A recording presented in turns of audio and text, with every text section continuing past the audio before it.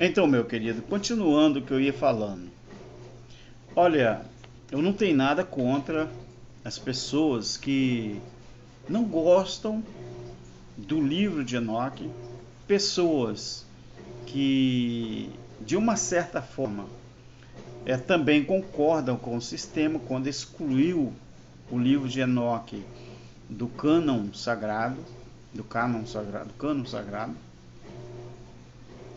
Eu ouço muito a respeito do livro de Enoque, porque eu também tenho o livro de Enoque, eu tenho um exemplar só do livro de Enoque. Mas eu prefiro ficar quieto a respeito desses livros que foram chamados apócrifos. Mas eu faço uma pergunta sobre os livros apócrifos.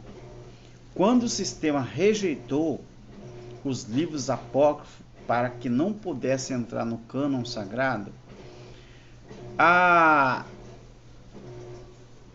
a, o principal motivo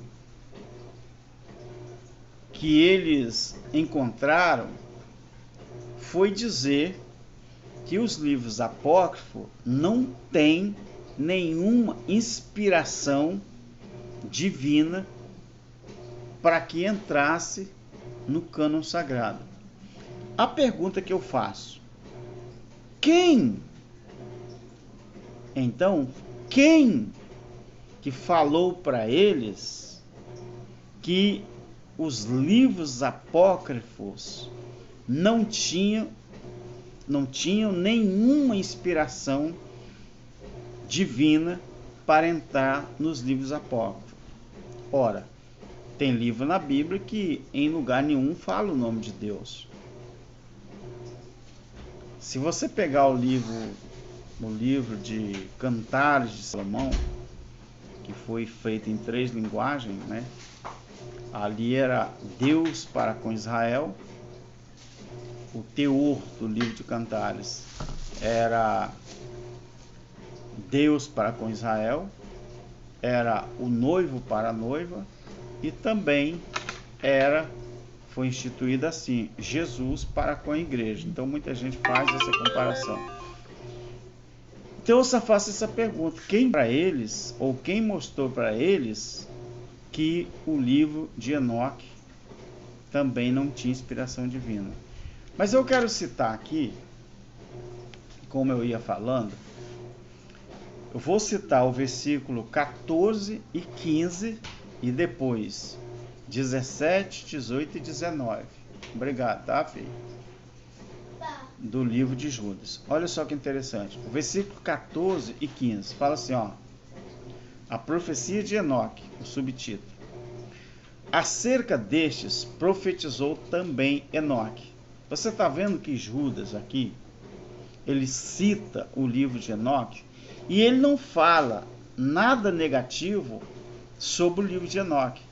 Ele disse que no livro de Enoque, que era o 7º depois de Adão, estava escrito assim: eis que é vindo o Senhor com milhares de seus santos para exercer juízo contra todos e condenar dentre eles todos os ímpios. Enoque estava falando verdade ou falando mentira? Se alguém falar que o livro de Enoque não era um livro inspirado por Deus, então todos aqueles que falaram sobre o juízo de Deus, que estava perto, que estava próximo, estava, vamos dizer, na iminência de acontecer em Israel, então também estava errado. Queridos, eu não estou aqui falando contra e nem a favor. Eu só estou mencionando aquilo que foi falado sobre o livro de Enoque. Então, ele disse assim: para exercer juízo contra todos e condenar dentre eles todos os ímpios por todas as suas obras de impiedade, que impiamente praticaram, e por todas as duras palavras que os ímpios pecadores disseram contra ele. Agora presta atenção num detalhe, é a continuação do outro vídeo que eu coloquei primeiro. Olha só que interessante. O versículo 17, 18 e 19. É por isso que eu continuo afirmando. Eu vou ler de primeiro para depois de falar. 17. Mas vós, amados, lembrai-vos das palavras, profecia de Pedro, 10ª profecia de Pedro. A profecia de Pedro.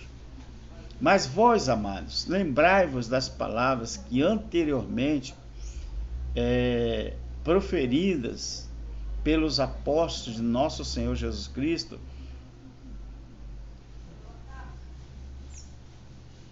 os quais vos diziam que no último tempo haveria escarnecedores que andariam segundo as suas ímpias concupiscências. Versículo 19. Estes são os que causam divisões, controladas por seus impulsos, que não possuem o Espírito.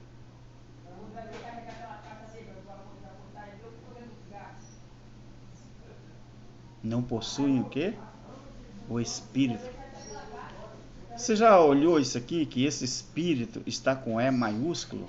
Então está falando do Espírito de Deus. E aí? Vamos acreditar em Judas ou não? Nós vamos acreditar que Judas foi inspirado. Esse Judas aqui, é bom lembrar que não é o Iscariotes, tá? Esse Judas aqui é o irmão de Jesus. Então vamos lembrar aqui que como Judas disse que essas pessoas que causavam divisões, eles eram controlados por seus impulsos. E sendo que eram condenados por seus próprios impulsos, eles não possuíam o Espírito de Deus. Isto aqui, queridos, corrobora com aquilo que Paulo falou no capítulo 8 de Romanos. Você já viu isso aqui? Já viu isso aqui?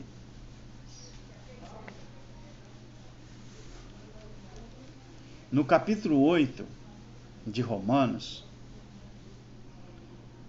Paulo disse, versículo 10, se Cristo, versículo 7 e 8, a inclinação da carne é inimizade contra Deus, pois não é sujeita à lei de Deus, nem a verdade o pode ser.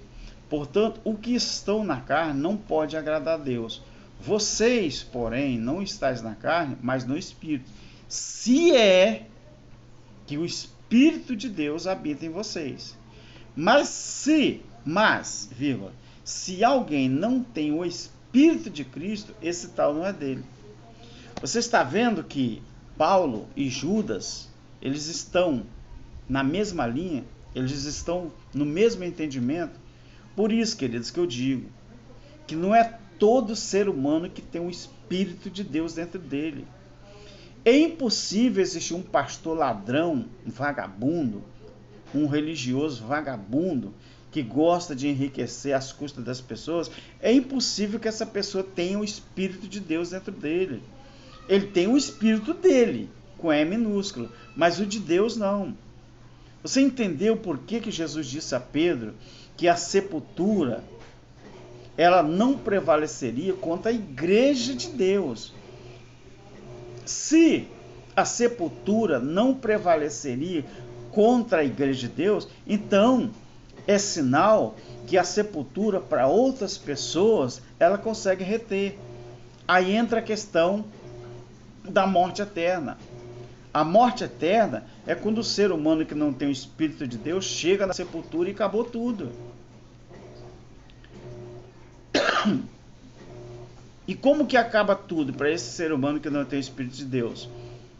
Porque o Espírito de Deus que deveria estar dentro dele para voltar para lá, não vai voltar, porque não tem o Espírito de Deus. É por isso que em toda a Bíblia você encontra os dois tipos de filhos de Deus, os filhos da ira e os filhos da promessa, os ímpios e os não ímpios. Deus que te abençoe.